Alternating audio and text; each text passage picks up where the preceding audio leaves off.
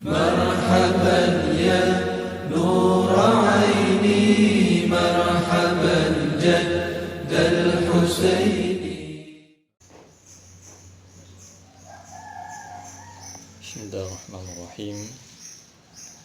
السلام عليكم ورحمة الله وبركاته.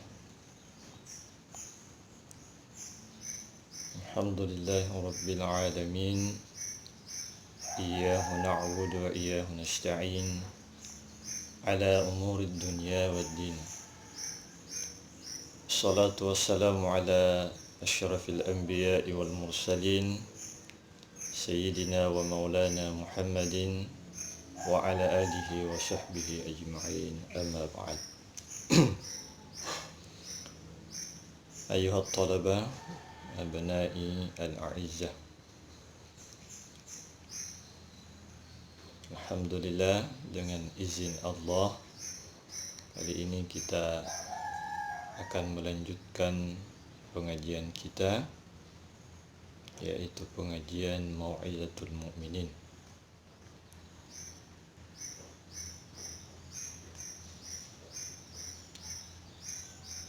Jadi silahkan diperhatikan. Summa qala al-musannifu rahimahullah wa nafa'na bi'ulumihi fid darin. Al-qismu tsani ay yatahaddatsa bima fa'alahu ba'da al-faraghi wa hukmuhu hukmu izhari al-amali nafsihi wal khataru fi hadha ashaddu lianna mu'natun nutqi khafifatun 'ala al-lisani lianna mu'natan nutqi khafifatun 'ala al-lisani wa qad tajri fil hikayati ziyadatan wa mubalaghatan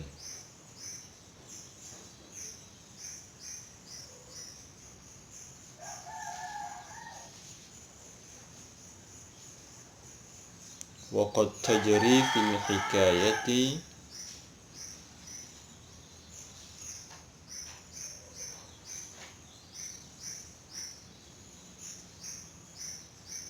زيادة ومبالغة.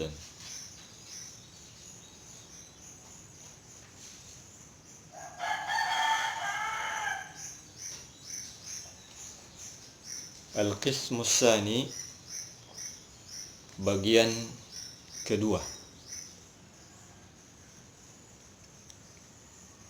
Jadi kita sudah sampai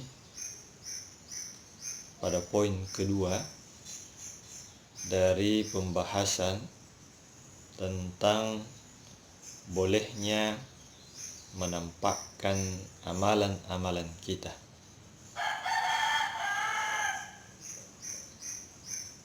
Ada dua bagian. Bagian yang pertama menampakkan amalan atau perbuatan itu sendiri. Jadi ketika seseorang beramal atau melakukan kebaikan, ketika dia melakukan kebaikan, dia perlihatkan kepada orang lain. Dia nampakkan kebaikannya kepada orang lain dengan tujuan untuk mengajak orang lain atau menginspirasi orang lain agar juga bisa berbuat atau melakukan kebaikan yang sama. Dan itu hukumnya dibolehkan untuk tujuan seperti itu. Untuk menginspirasi orang lain, mengajak orang lain untuk juga melakukan kebaikan. Tetapi sebagaimana yang sudah kita jelaskan pada pengajian yang lalu, itu dipesankan agar kita berhati-hati ketika melakukan kebaikan atau ketika menampakkan kebaikan yang kita kerjakan itu. Hati-hati, waspada, karena memungkinkan itu ikut sifat-sifat ria di situ. Memungkinkan ketika sifat-sifat ria di dalam hati kita itu muncul atau ikut ketika melakukan kebaikan, ini yang harus kita hindari.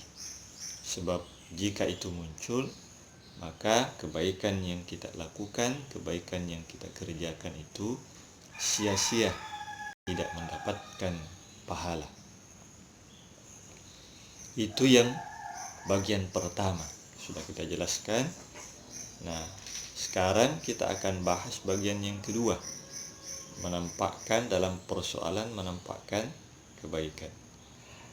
Ayyatahaddatsa bima fa'alahu ba'dal faraghi, yaitu membicarakan atau menceritakan bima fa'alahu, apa yang sudah dikerjakan sebelumnya. Jadi ayyatahaddatsa bima fa'alahu ba'dal faraghi, menceritakan apa yang sudah dikerjakan sebelumnya. Misalnya, tadi malam kita melaksanakan sholat tahajud,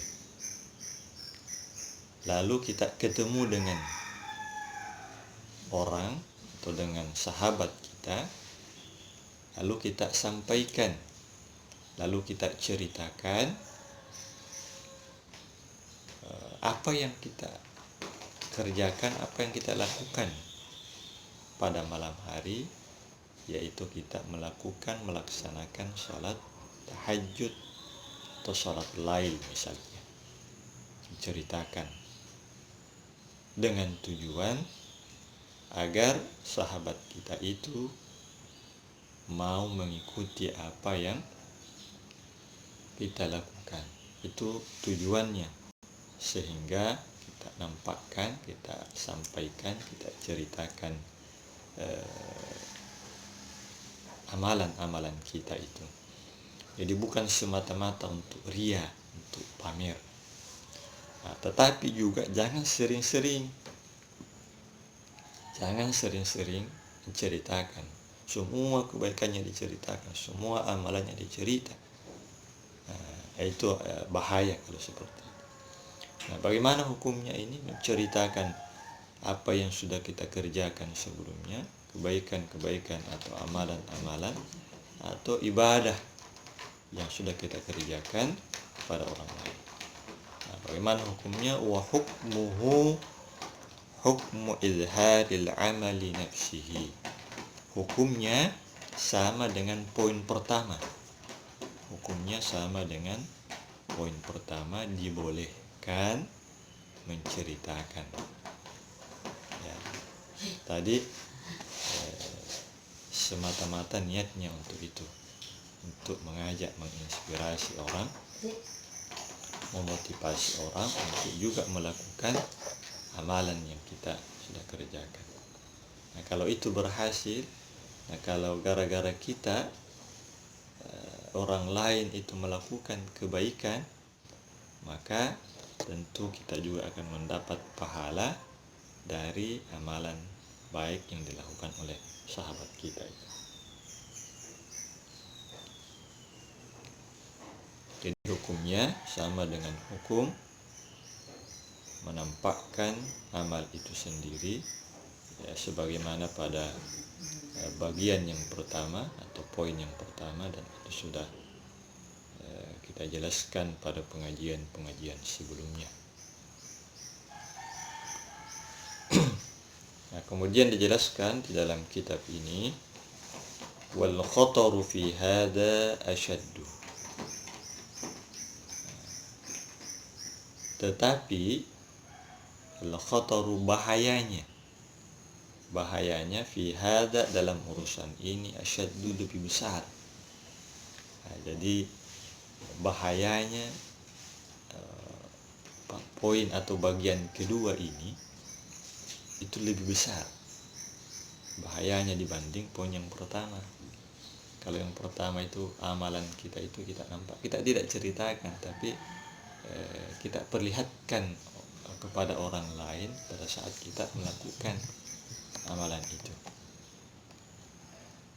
Itu tetap berbahaya karena bahayanya itu bisa melahirkan sifat-sifat ria dan sebagainya.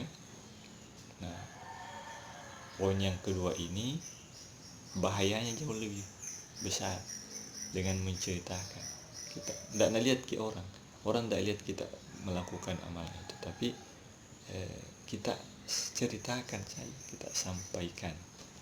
Dan itu menurut ulama kita, menurut musannif di sini, itu bahayanya jauh lebih besar. Nah, kalau yang pembahasan yang lalu pada poin pertama itu disarankan ketika orang-orang bagi orang-orang yang lemah iman, lemah agama, itu tidak disarankan untuk menampakkan amalnya. Ya, tidak disarankan. Kenapa? Karena besar kemungkinan itu disertai dengan riya. Orang-orang yang lemah itu, lemah dalam beragama, lemah dalam iman. Apalagi poin yang kedua ini tentu lebih disarankan untuk tidak menceritakan amalan-amalan.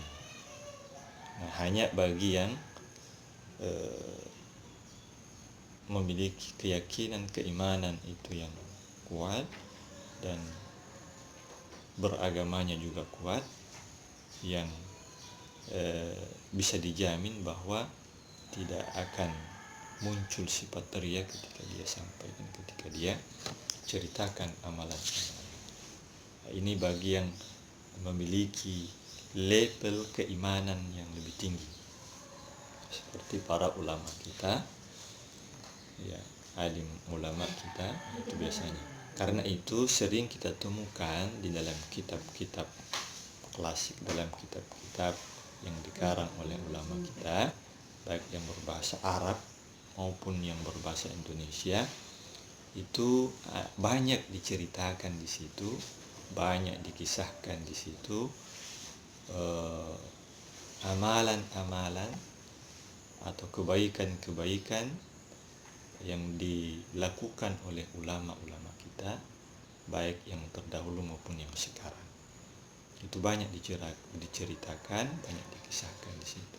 Bagaimana ibadahnya, bagaimana puasanya misalnya, bagaimana baca Qur'annya, bagaimana sedekahnya, bagaimana salat sunnahnya, bagaimana tahajudnya dan sebagainya. Itu banyak dikisahkan, banyak diceritakan.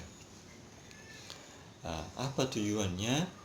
Tujuannya tidak lain itu untuk memotivasi kita, bagi kita yang membaca kisah itu, hikayat itu, untuk juga mengikuti amalan-amalan yang telah dikerjakan para ulama-ulama kita terdahulu.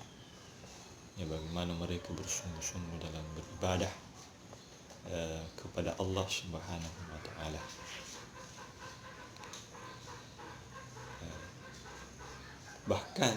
Bahkan ada kitab khusus yang dikarang, disusun, itu khusus menceritakan, membahas tentang atau kisah-kisah ulama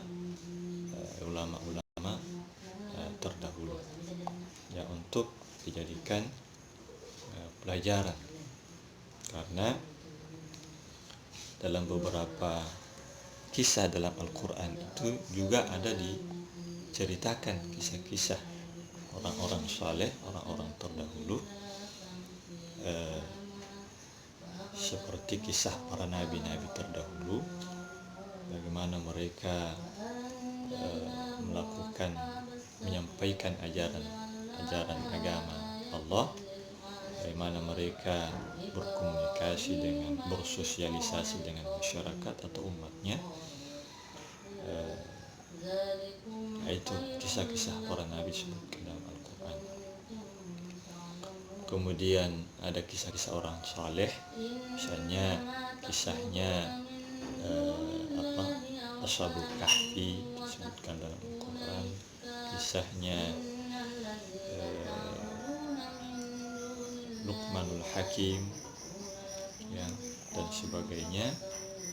Itu dikisahkan semua. Dan itu kisah-kisah itu ketika disampaikan, maka yakin dan percaya itu akan mendatangkan kebaikan dan bisa memberi pembelajaran pada kita yang orang-orang yang di belakang ini.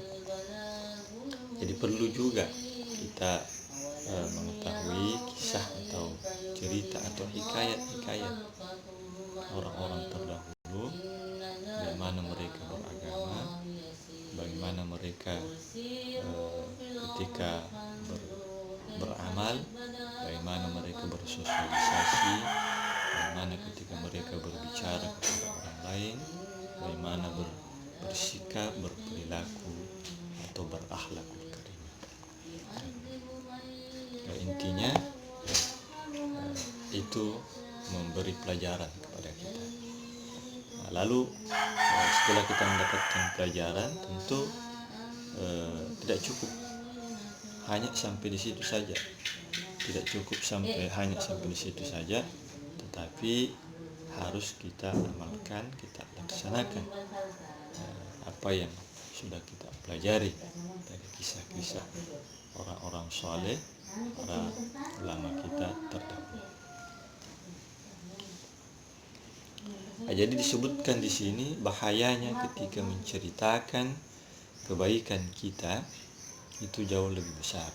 Kenapa? Lianna mu'natan nutqi khafifatun 'alal lisan. Karena mengucapkan atau menyebutkannya itu khafifatun 'alal lisan, itu mudah sekali di lidah. Jadi ketika bercerita itu orang biasanya gampang sekali bercerita, mudah sekali berbicara. Jadi ringan di lidah ketika kita berbicara itu. Aw qad tajri fil hikayati ziyadatan wa mubalaghatan, dan terkadang di dalam cerita kita itu di dalam menyampaikannya itu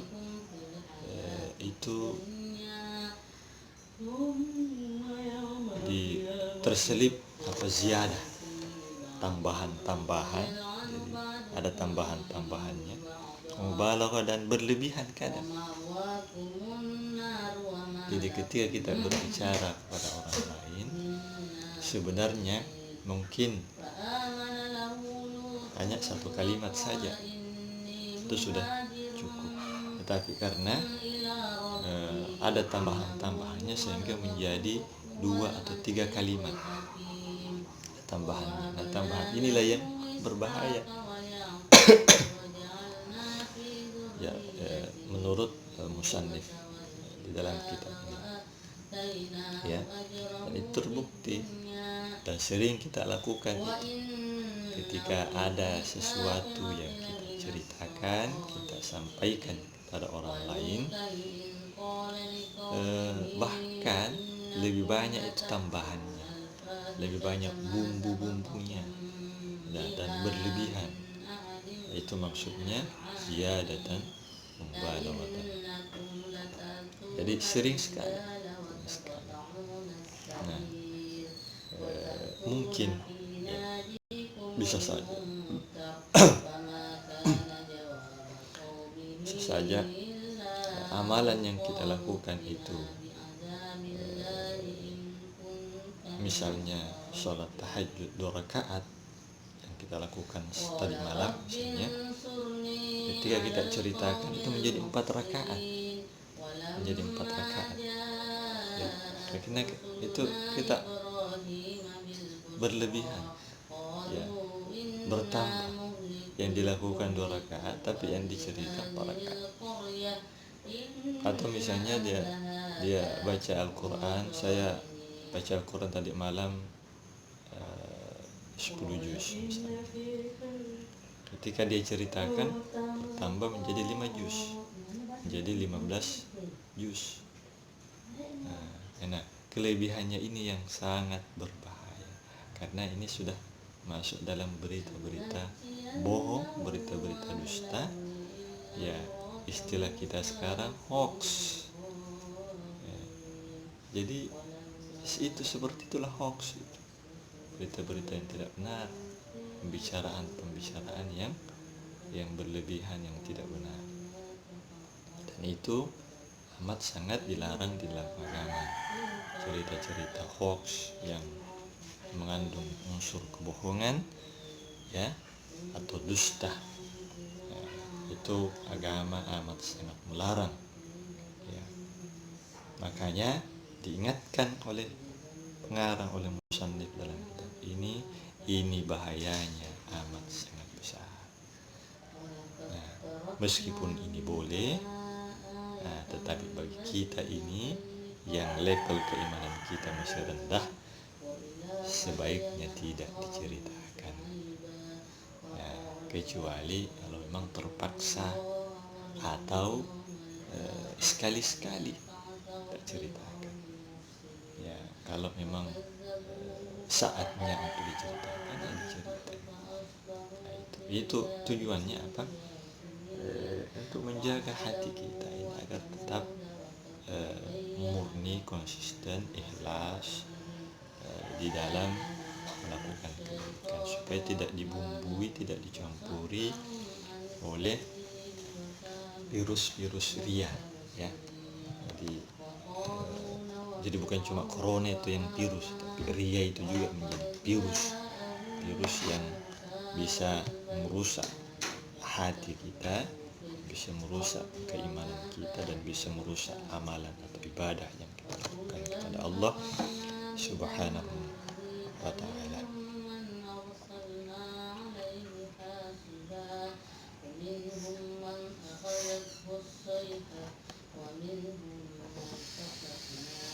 Jadi intinya pada poin kedua ini menampakkan amal ini dengan bentuk menceritakan, baik itu diceritakan secara langsung pada orang lain, bicara langsung pada orang lain, atau kita tuangkan dalam tulisan, ya, kita tuangkan di dalam tulisan. Nah, ini yang sering dilakukan sekarang di media sosial, di WA, di Facebook, atau semacamnya. Itu dia buat status di situ, lagi khataman Al-Quran misalnya, kan? Atau lagi kegiatan sosial, bakti sosial, misalnya membantu orang, itu kan, itu menceritakan itu. Di situ juga harus kita berhati-hati ketika menulis atau mengupload, menceritakan apa yang kita, kegiatan-kegiatan baik kita itu di Facebook, di media sosial, dan di sebagainya, ya. Apalagi di situ banyak, ya. Nah, apa tujuannya itu kita garis bawah. Apa tujuan, apa motivasi kita mengupload, ya, atau menulis, ya, status itu kita di media sosial itu, dan itu dibaca dan dilihat orang banyak, bahkan dunia, karena YouTube, Facebook itu seluruh dunia yang pakai. Kalau niatnya untuk, ya, mau dibilang, mau dilihat oleh orang, ya, maka itu sudah membahayakan bagi dirinya, bagi amalnya itu. mungkin orang akan memberikan penilaian atau memberikan pujian kepada Anda ketika melakukan kebaikan. Wah, ini bagus, dapat menjempol itu misalnya ketika di komen itu ada di situ jempol ya, atau like, banyak like. Tetapi Allah belum tentu melike apa yang kita kerjakan ya. Meskipun semua manusia itu like apa yang kita kerjakan, tetapi kalau Allah tidak like, tidak menyukai, itu tidak akan ada pahalanya, tidak ada nilainya. Atau sebaliknya, meskipun semua orang tidak ada yang tahu amalan kita, tidak ada yang like, nah tidak dimuat di media sosial, tapi karena Allah yang senang dengan amalan kita, Allah like dengan amalan kita, maka itu jauh lebih baik ya, jauh lebih bermanfaat. Nah, Allah pasti akan membalas pahala kebaikan kita itu dengan pahala dan ganjaran yang sangat besar. Nah, itu yang sering kita sekarang kita buat status, buat apa yang kita kerjakan ya. Nah, karena itu ketika membuat status ya, di media sosial, itu perbaiki motivasinya, perbaiki niatnya, hati ya, agar kebaikan yang kita ceritakan di media sosial itu tidak sia-sia. Kan rugi kalau kita sudah capek-capek melakukan kegiatan, melakukan kebaikan, membantu orang, melakukan ibadah misalnya, tetapi karena dirusak oleh diri kita sendiri, yaitu dengan sifat ria, itu ya. Kemudian itu pengajian kita, intinya